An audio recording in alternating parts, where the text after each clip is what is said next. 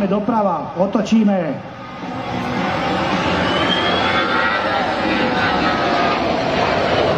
Toto je krásny vzlet. Pri tej konfigurácii sa pozastavím, pretože podľa váhy, ako som povedal, je pozícia najkrátske prelety a tie prelety sú až do nejakých 4000 kilometrov. A budem rozprávať o Boeingu, ktorý preletel z Houstonu až do Bratislavy na jedenkrát. A to teda maximálke Airbus 319. Teraz krásne vidieť ten...